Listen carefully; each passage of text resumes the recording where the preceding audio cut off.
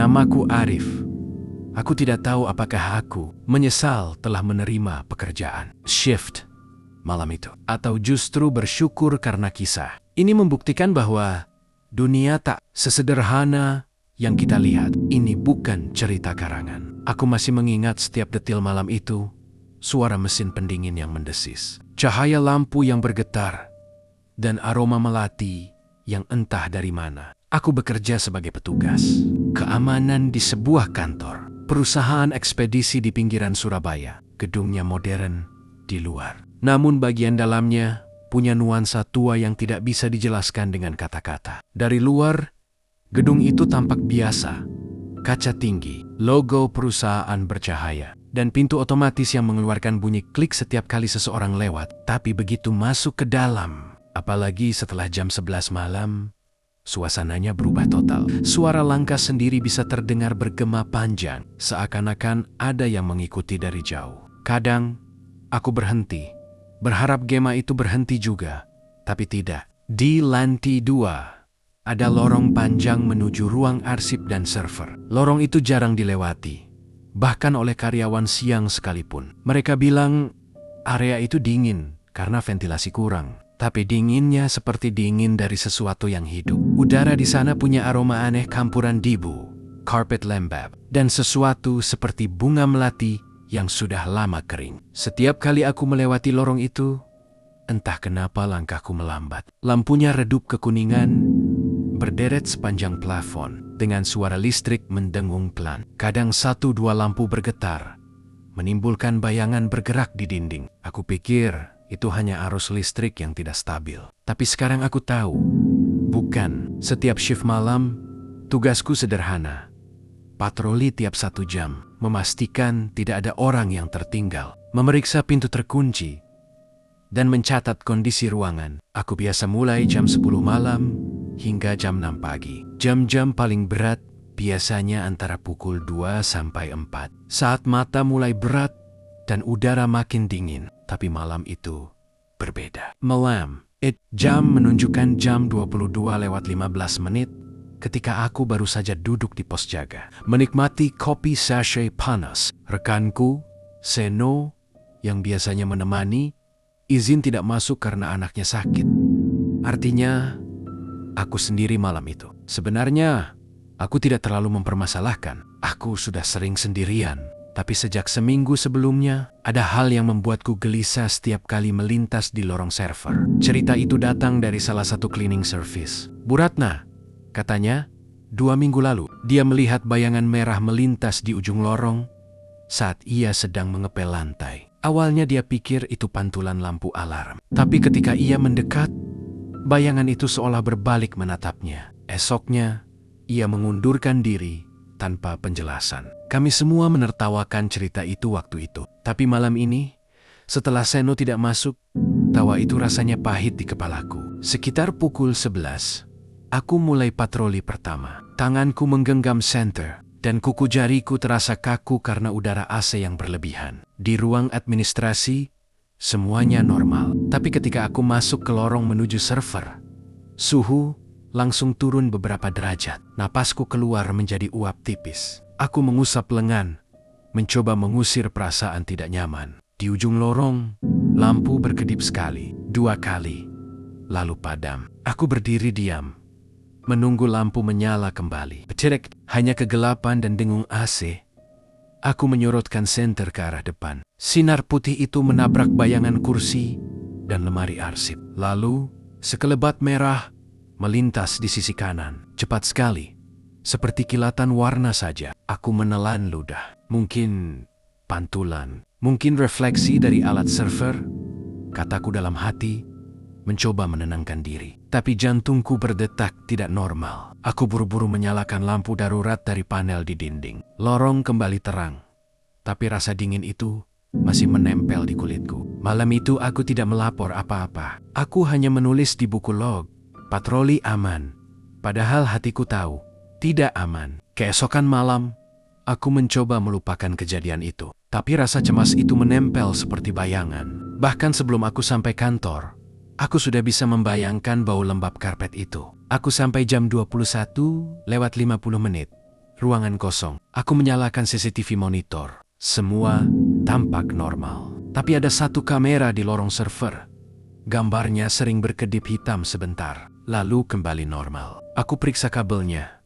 Tidak ada masalah. Saat aku sedang memeriksa, jam menunjukkan jam 22:59.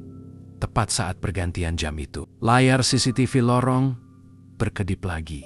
Hanya setengah detik. Tapi aku sempat melihat sesuatu seperti bayangan merah di tengah koridor. Aku menatap layar itu lama. Tidak ada lagi apa-apa. Tapi tubuhku sudah dingin seperti es. Aku mencoba tertawa kecil untuk menepis ketegangan. "Hei, mungkin pantulan lampu dari luar," kataku keras-keras. Padahal aku tahu jendela di lorong itu tertutup kaca buram. Jam 23:03, aku kembali patroli. Kali ini aku membawa 2 senter. Di tengah lorong, aku mendengar sesuatu. Suara kain bergesekan. Sangat pelan, seperti seseorang berjalan dengan kebaya panjang.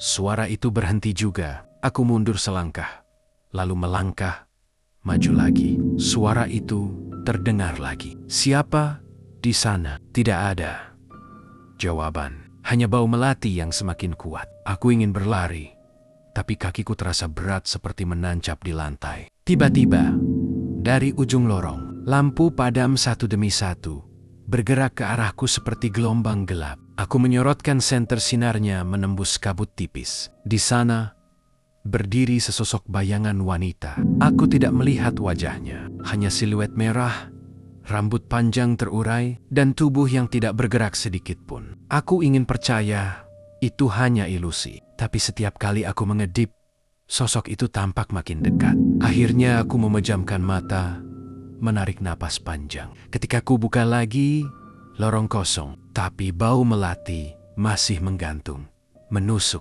Aku berlari ke pos jaga tanpa menoleh lagi. Malam itu, aku tidak tidur. Setiap suara kecil membuatku melonjak. Sekitar pukul 3 dini hari, aku membuka monitor CCTV lagi. Semua kamera normal, kecuali lorong server. Kali ini gambar blur, tapi jelas ada satu titik merah di tengah lorong, seperti seseorang berdiri menatap kamera. Aku menatap layar itu tanpa berkedip. Gambar tiba-tiba gelap total, dan dari speaker kecil di bawah monitor, aku mendengar sesuatu. Suara lirih, "Perempuan, aku lihat kamu." Aku membeku di kursiku. Tidak, apakah suara itu benar-benar keluar dari speaker, atau hanya dari kepalaku sendiri? Aku menatap monitor lagi, berharap itu hanya gangguan sinyal. Tapi di tengah layar gelap, sebuah titik cahaya merah muncul, lalu perlahan membesar. Seolah kamera sedang fokus pada sesuatu yang mendekat ke lensa. Titik merah itu berdenyut pelan,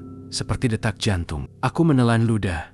Telapak tanganku berkeringat dingin. Lalu, samar-samar muncul siluet wajah perempuan. Rambutnya menutupi sebagian muka, tapi bibirnya yang merah tua tampak jelas. Ia tersenyum, senyum yang tidak manusiawi. Seketika, layar kembali normal. Semua gambar dari CCTV lain menampilkan lorong kosong tanpa siapa-siapa. Tapi aku tahu, sesuatu telah menatap balik padaku melalui layar itu. Sejak malam itu, aku mulai takut menatap monitor. Aku lebih memilih menulis laporan di kertas, pura-pura sibuk. Tapi rasa gelisah itu tidak mau pergi. Setiap kali jarum jam mendekati pukul 3, udara di sekitar pos jaga mulai berubah. Angin dari ventilasi terdengar lebih keras, dan lampu di plafon bergetar halus. Seolah seluruh bangunan bernafas perlahan dalam ritme yang menyeramkan. Aku mencoba mengabaikannya dengan menyalakan radio kecil. Tapi di tengah lagu dangdut murahan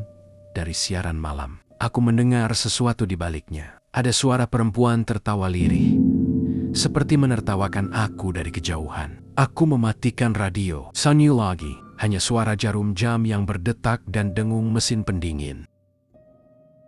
Malam ketiga, aku mulai merasa seperti kehilangan akal. Aku bawa botol air yang sudah kubacakan doa dari rumah, seperti saran ibuku. Aku juga menggantungkan tasbih kecil di saku celanaku, sekadar jaga-jaga. Tapi ternyata benda-benda itu tidak banyak membantu. Sekitar jam 2:45, aku mendengar langkah kaki dari lorong. Perlahan, Satu langkah, dua langkah.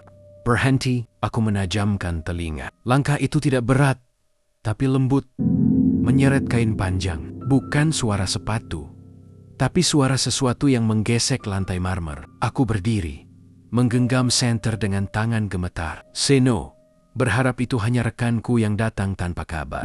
Tidak ada jawaban. Langkah itu berhenti, tapi kemudian terdengar seperti seseorang menarik napas panjang di ujung lorong. Aku menyorotkan senter ke arah sana. Cahaya putih menabrak dinding. Tidak ada apa-apa. Tapi kemudian, dari sisi kiri layar mataku, aku melihat warna merah bergetar di kegelapan. Aku berbalik cepat, dan di sanalah dia. Sosok itu berdiri di tengah lorong, hanya beberapa meter dariku. Ia memakai kebaya merah tua yang tampak basah. Kainnya kusut seperti baru diangkat dari air. Rambutnya panjang, menutupi sebagian wajah pucat yang hampir transparan di bawah cahaya senter. Aku membeku, tak bisa menggerakkan kaki. Senter di tanganku bergetar karena aku gemetar terlalu keras. Ia tidak bergerak, hanya berdiri diam, kepalanya agak miring. Aku bisa mendengar detak jantungku sendiri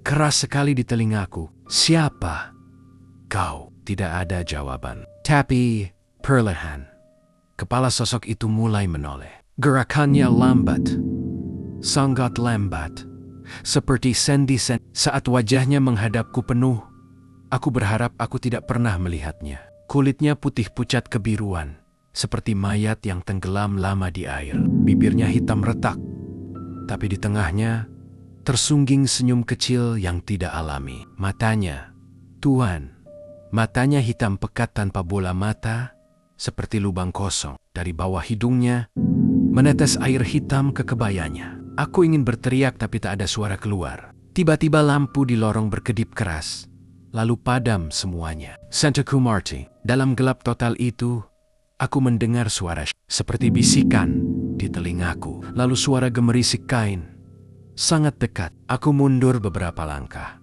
tapi tubuhku seperti menabrak dinding dingin. Dan saat aku menutup mata, aku bisa merasakan hawa dingin di wajahku, seperti seseorang sedang menatapku dari jarak beberapa sentimeter. Saat ku buka mata lagi, lorong terang kembali, tapi sosok itu sudah tidak ada. Aku berlari ke pos tanpa berpikir. Nafasku terengah-engah, lututku lemas. Aku bersumpah, malam itu aku hampir berhenti kerja. Tapi besok paginya, aku berpura-pura tidak terjadi apa-apa. Atasanku menanyakan laporan malam itu. Aku hanya menjawab, aman. Tapi dalam hati, aku tahu kebohongan itu akan membunuhku pelan-pelan. Sejak kejadian itu, setiap malam rasanya seperti menunggu ajal. Aku mulai menghitung waktu menuju pukul 3. Aku tahu, setiap kali jarum jam mendekat ke angka 12, udara akan berubah. Setiap malam, suhu turun drastis. Setiap malam, bau melati semakin tajam, dan setiap malam, aku tahu dia akan datang. Aku mulai mencatat jam kemunculannya di buku kecil. 2 hari berturut-turut, tepat pukul 3. Lalu malam berikutnya, 03,02. Ada pola di sana. Aku yakin, tapi entah kenapa, mengetahui pola itu malah membuatku makin takut. Karena itu berarti dia memang benar-benar nyata. Suatu malam, aku mencoba menghindari lorong itu sama sekali. Aku duduk di ruang depan, tak mau melangkah lebih jauh. Tapi meski aku di lantai bawah, bau melati tetap datang dari ventilasi udara, seperti sesuatu yang mencari celah untuk mendekatiku. Saat itu aku mulai berpikir, mungkin sosok itu tidak terikat di lorong saja. Mungkin dia mengikuti aku. Aku ingat betul malam ke-14. Saat aku mencoba berdoa dengan keras, baru 2 kalimat, lampu di pos padam. Tiba-tiba, dari arah lorong, terdengar suara langkah lembut mendekat. Dan saat aku menatap kaca pos yang menghadap lorong itu, aku melihat pantulan wajahku. Tapi di belakangku, ada bayangan merah berdiri diam. Aku menoleh cepat. Tidak ada siapa-siapa, tapi pantulan di kaca masih menampakkan sosok itu. Berdiri di belakangku, lebih dekat dari sebelumnya. Aku menunduk, tak berani melihat lagi. Dalam hati aku berdoa tanpa suara.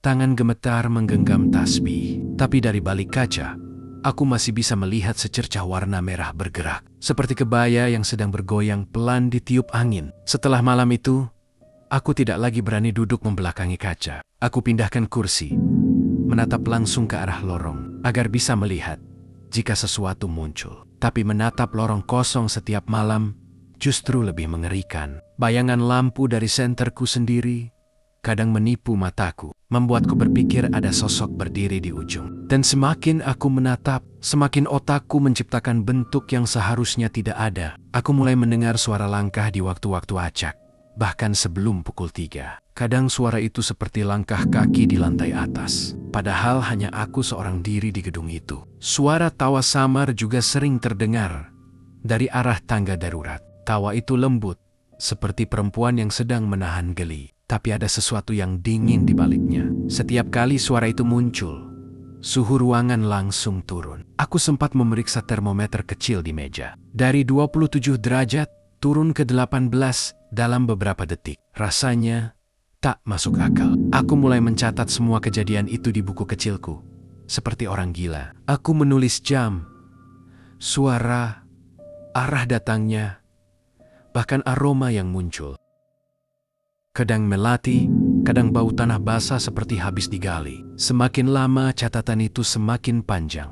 Dan aku sadar satu hal, dia makin sering datang. Dulu hanya seminggu sekali, sekarang hampir tiap malam. Dan aku makin sulit membedakan antara halusinasi dan kenyataan. Aku pernah mencoba merekam suara di lorong menggunakan ponselku. Saat pagi, aku memutar hasilnya. Awalnya hanya suara dengung AC, tapi di menit ketiga terdengar suara lirih. "Jangan tinggalkan aku." Suara itu jelas perempuan, serak, dan terdengar dekat sekali di mikrofon. Setelah itu, aku tak pernah mau merekam lagi. Aku mulai kehilangan nafsu makan, dan setiap kali memejamkan mata di rumah pun, aku masih mencium bau melati. Seolah aroma itu menempel di kulitku. Ibuku bilang, aku pucat seperti orang sakit keras. Aku tak berani cerita yang sebenarnya. Hanya bilang, capek kerja malam, Bu.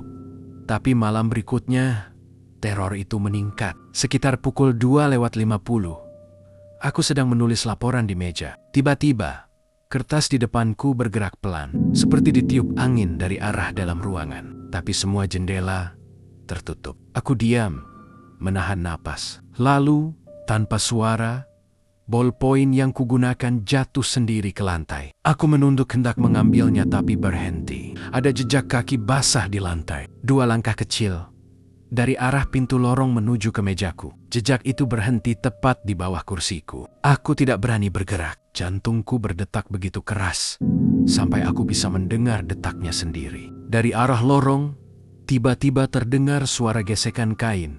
Lagi, tapi kali ini lebih jelas. Lebih dekat. Aku bangkit, menyorotkan senter ke arah pintu. Sinar putih menembus kaca buram, dan di baliknya terlihat bayangan seseorang berdiri diam. Tubuhku gemetar hebat. Sosok itu hanya berdiri di sana, tidak bergerak sama sekali. Lalu tiba-tiba terdengar suara ketukan pelan di pintu kaca. 1 kali, 2 kali, 3 kali. Setiap ketukan disertai hembusan udara dingin yang menembus sampai tulang. Aku mundur perlahan, tapi mataku tak bisa lepas dari bayangan di balik kaca itu. Dari sela cahaya senter, aku mulai melihat bentuk tangan menempel di kaca. Tangan pucat, panjang, dan jari-jari kurus itu meninggalkan bekas embun di permukaannya. Aku bisa melihat jelas kuku-kuku Nia yang hitam dan retak. Perlahan tangan itu menurunkan diri, seperti sedang menggores kaca dari atas ke bawah. Suara kekerah terdengar nyaring, seolah kuku itu benar-benar mengiris permukaan kaca. Aku ingin menjerit, tapi tenggorokanku seperti tersumbat udara dingin. Lalu tiba-tiba semua suara berhenti. Sunyi total. Sosok di balik kaca menghilang. Tapi bekas embun di kaca masih tertinggal, membentuk pola seperti tangan yang menekan kuat. Aku terduduk di lantai, lututku lemas, dan keringat dingin membanjiri tengkukku. Malam itu, aku tidak keluar lagi dari pos. Aku hanya menatap jam dan menunggu matahari. Ketika cahaya pertama muncul dari jendela depan, aku menangis pelan tanpa suara. Aku pikir semuanya akan berakhir. Tapi aku salah besar. 2 malam kemudian, saat jam menunjukkan jam 2:57, radio di meja tiba-tiba menyala sendiri. Tidak ada lagu, hanya suara statis. Lalu di antara suara itu, terdengar lirih suara perempuan bernyanyi. Lagu yang lambat dan menakutkan, dengan nada Jawa kuno yang asing di telingaku. Aku menatap radio itu, tak berani menyentuhnya. Perlahan, suara nyanyian berubah menjadi tangisan. Tangisan lirih yang lama-lama menjadi teriakan penuh kesakitan. Aku mencabut kabelnya, tapi suara itu masih terdengar. Seolah tidak berasal dari radio, tapi dari dalam tembok. Aku menutup telinga, berjongkok di lantai, menggigil. Tangisan itu terus terdengar sampai jam 3:05, lalu berhenti begitu saja. Setelah itu, sunyi. Tapi saat aku membuka mata, aku melihat sesuatu di lantai depan radio. Setangkai bunga melati, segar, basah. Aku tak tahu dari mana asalnya. Aku membuang bunga itu ke tempat sampah dengan tangan gemetar. Tapi esok paginya, saat aku datang ke kantor lagi, bunga itu ada di meja. Masih segar. Sejak saat itu, aku tahu sosok itu sudah mulai ikut pada diriku. Aku bisa merasakannya dimanapun. Kadang di rumah, aku melihat bayangan merah di ujung mata. Kadang di kamar mandi, aroma melati muncul begitu saja. Aku tidur hanya 1 atau 2 jam setiap hari. Kantung mataku menghitam, tubuhku lemah. Rekanku, Seno, mulai curiga. Tapi aku tak sanggup cerita. Malam berikutnya, dia bertanya, "Kau yakin kerja sendirian tidak apa-apa?" Aku hanya menjawab pelan, "Tidak apa-apa." Dia sudah terbiasa melihatku. 3 malam berlalu tanpa insiden besar, tapi perasaan tidak tenang itu tak pernah hilang. Setiap kali aku menatap lorong melalui monitor, aku seperti melihat sesuatu bergerak cepat di ujung pandanganku. Kadang seperti bayangan, kadang seperti kilatan merah samar. Tapi aku tidak berani memastikan. Sampai malam itu, malam yang mengubah segalanya. Sekitar jam 2:45, alarm dari ruang server tiba-tiba berbunyi. Bunyi bip-bip itu menusuk telinga, menandakan sistem pendingin bermasalah.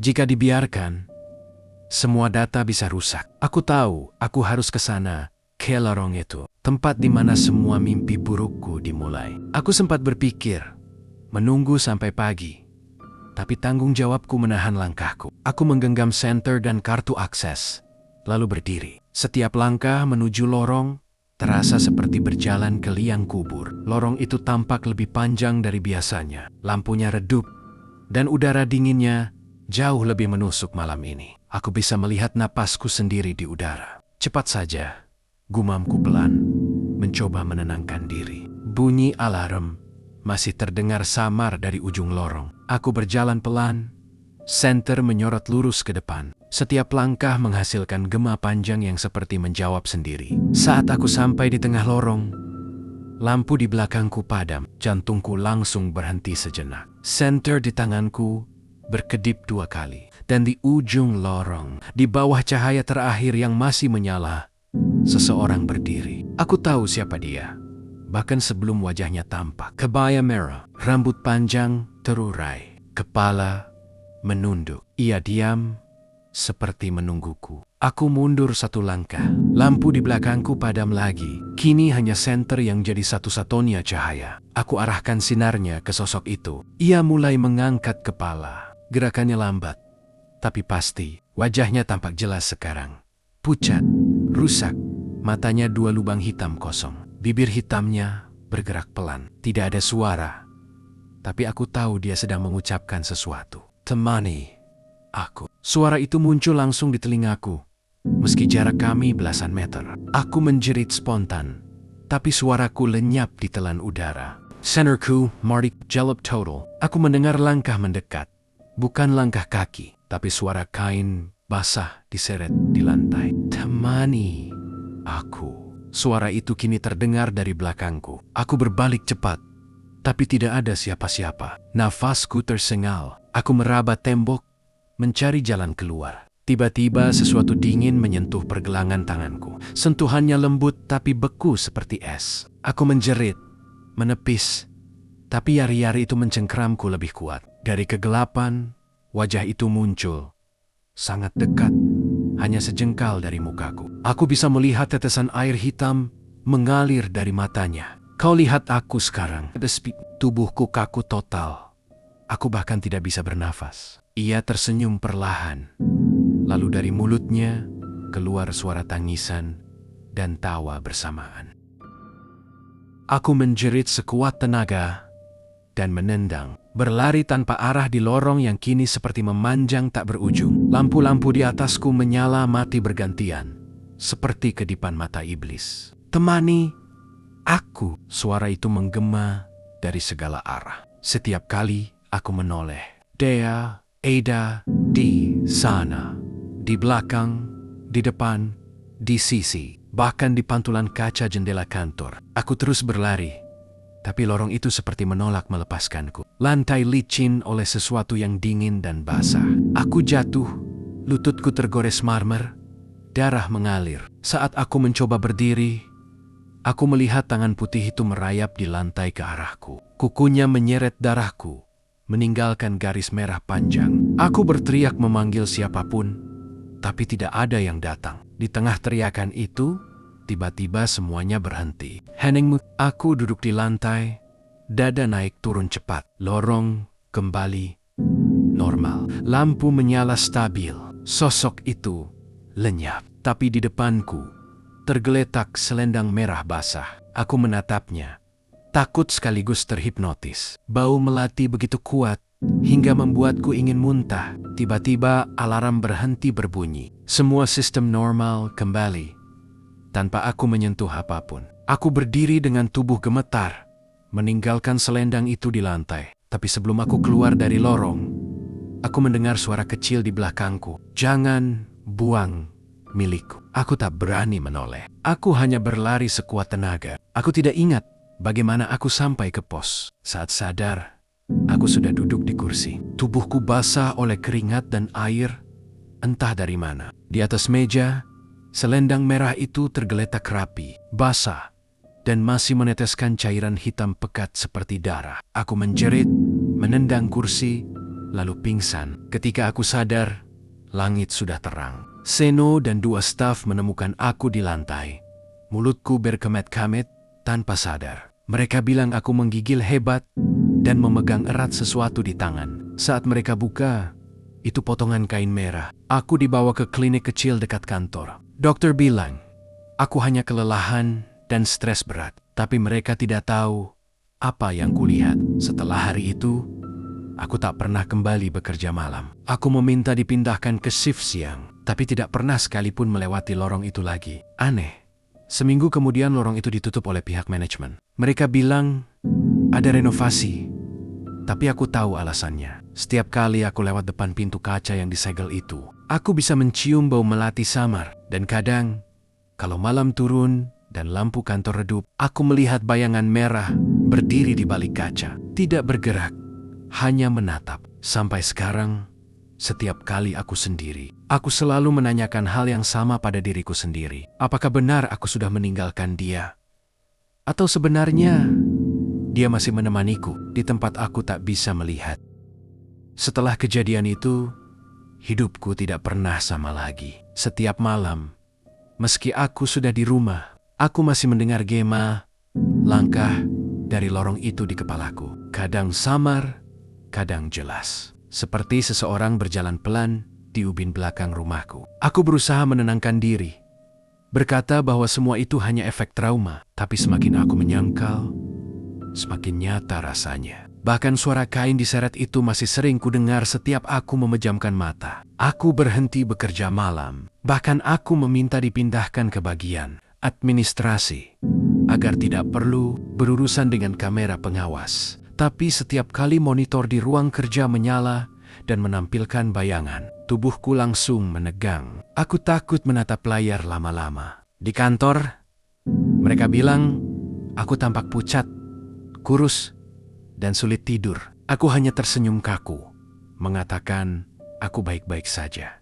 Tapi jauh di dalam, aku tahu sesuatu masih mengikutiku. Ada rasa dingin di setiap ruangan yang kutinggali terlalu lama. Seperti hawa dari tempat lain ikut masuk bersamaku. Aku pindah kos ke daerah lain, berharap itu membantu. Tapi malam pertama, di tempat baru, aku mendengar ketukan di pintu kamar tepat pukul 3 dini hari. Ketukan itu pelan, berirama, tapi cukup jelas untuk membuat darahku berhenti mengalir. Aku tidak membuka pintu, tapi dari celah bawahnya, aku melihat bayangan merah samar. Aku menutup mulut dengan tangan, menahan napas sampai fajar datang. Sejak saat itu, aku tidur dengan lampu menyala penuh. Namun bahkan cahaya pun tak selalu bisa mengusir ketakutan. Suatu malam, aku terbangun karena merasa seseorang duduk di ujung ranjang. Kasurnya turun sedikit, seperti ada berat tubuh di sana. Aku tak berani menoleh. Tapi perlahan, aroma melati itu kembali memenuhi kamar.